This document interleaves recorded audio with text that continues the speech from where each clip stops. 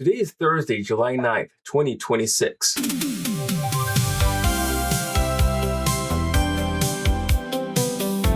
Ladies and gentlemen, happy Throwback Thursday. My name is Taz, and every Thursday we jump into the time capsule, not just to relive the past, but to discover what those memories can still teach us today. If you're new here, welcome to the family. If you've been riding along with us, welcome back. Now let's rewind. Folks, today I want to start by saying something that most of us have heard before. Loose lips sink ships. It's one of those sayings people throw around all the time. But you have ever stopped and asked yourself, where did this actually come from? The phrase became famous during World War II. Governments in Britain and the United States were worried that ordinary conversations could accidentally reveal military secrets. Imagine a sailor telling his wife where his ship is headed. She could mention it to a friend, and that friend could repeat it somewhere else. An enemy spy overhears his conversations, and suddenly an entire ship is in danger. One careless conversation, one unnecessary detail, thousands of lives at risk. So governments launched poster campaigns reminding people, loose lips sink ships. It wasn't about keeping people quiet. It was about reminding people that words have consequences.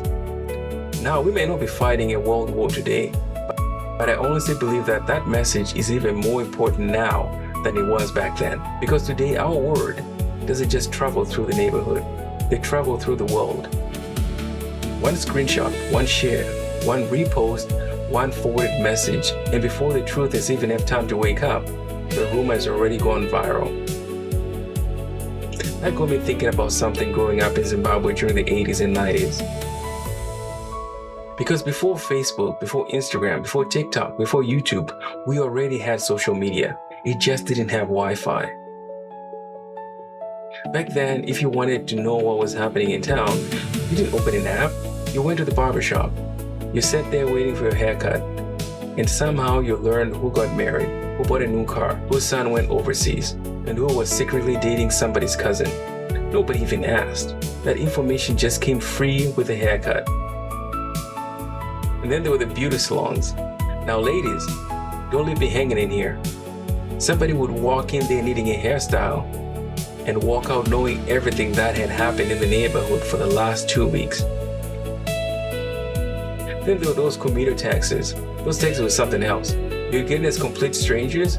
By the time you reached town, everybody had solved the country's problems, picked their soccer coach, discussed politics, and somehow knew exactly what the neighborhood was doing.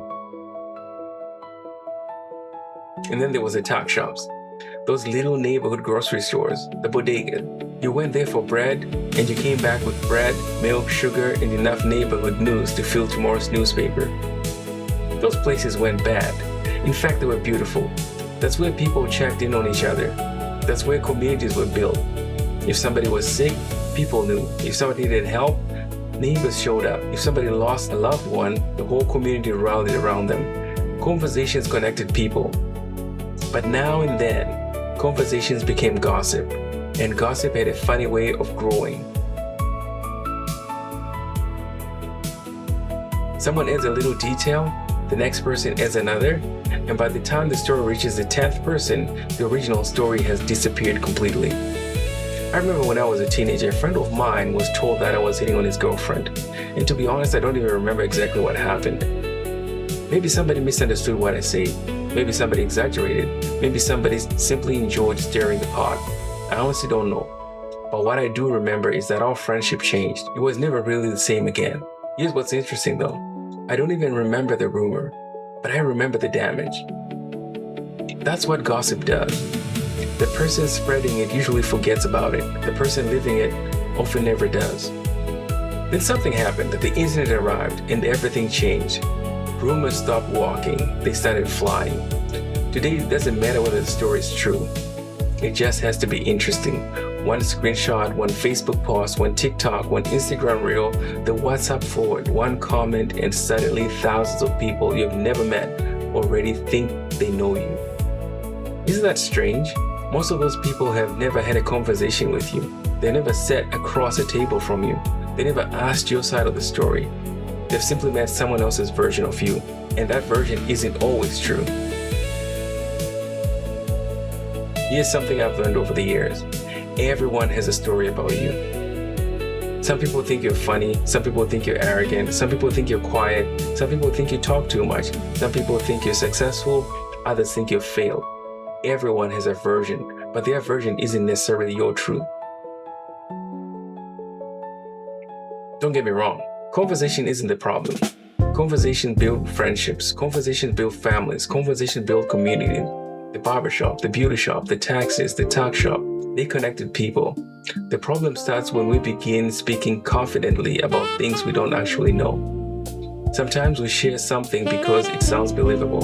Sometimes we forward something because everybody else is doing it. Sometimes we laugh because we think it's funny, but we never stop to think, what if it was about me? You know what's funny? Some people spend more time researching what their cell phones to buy, but they never spend time checking whether a rumor about another human being is actually true. We'll read 50 Amazon reviews before buying a toaster, but believe a screenshot in 5 seconds. And don't even get me started on WhatsApp University. Apparently everybody graduates as a lawyer, a doctor, a detective, an FBI profiler before breakfast. So maybe that old-time war message still applies. Loose lips sink ships. Only today, it's not old lips, it's loose fingers. A tap, a share, a repost, a forward. That's all it takes.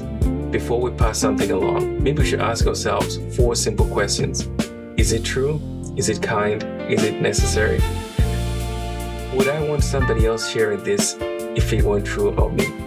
And if you have ever helped spread something that wasn't true, maybe the strongest thing we can do is make it right. Apologize, correct the story, stop the rumor.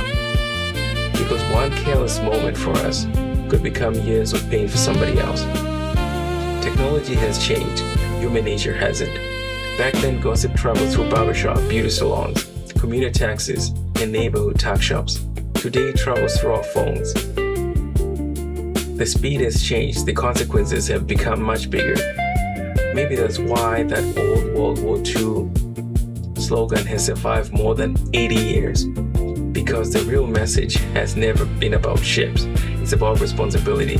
Our word matters, our action matters. And every time we tell someone else's story, we're holding a piece of their reputation in our hands. So let's choose our words carefully. Let's choose kindness whenever we can. And let's remember, everyone deserves a chance to tell their story. Thank you for joining me on another TBT Throwback Thursday. This episode reminded you of sitting in the barbershop, waiting in a beauty salon, riding those commuter taxis, or stopping by the neighborhood tuck shop. I'd love to hear your comments below. If you enjoyed this story today, please give it a like, a subscribe if you haven't already, and share this episode with somebody else who would appreciate the reminder that words still matter. My name is Taz. Thank you for spending a little time with me. Until next Thursday, until next Throwback Thursday, keep your memories alive, keep your stories honest, and remember, before you press share, make sure you be willing to own the consequences. Take care, everybody. God bless. I'll see you next Thursday.